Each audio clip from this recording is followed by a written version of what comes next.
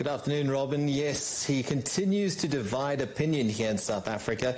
You have the pro-Oscar Pistorius camp, and then you have the pro-Reeva Steenkamp camp, and they at loggerheads the whole time. He's divided a nation, you know, especially in South Africa, with a country that grapples with gender-based violence all the time, elevated violence levels. You know, Oscar Pistorius going to jail was kind of a statement by the South African Justice Department, and how that's all unfolded.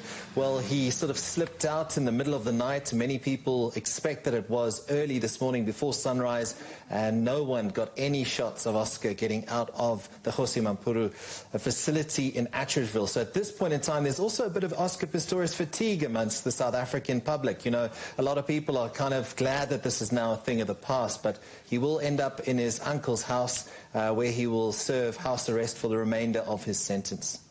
So he's out now on parole. What happens with his conditions, and then what happens once he's served the whole sentence? He's got very strict rules that he has to follow. So in terms of, he cannot leave the house all the time. He has to let the Justice Department know. He cannot drink alcohol. He cannot speak to the media until 2029.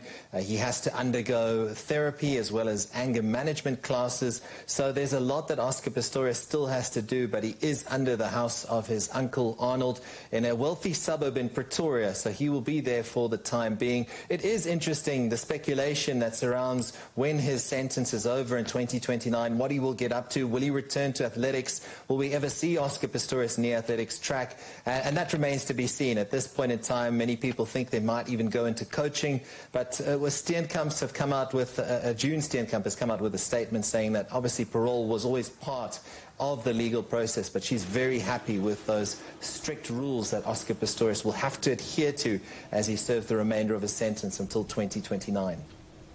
Sias, thank you very much. That's our correspondent, Sias Du Plessis, in Johannesburg.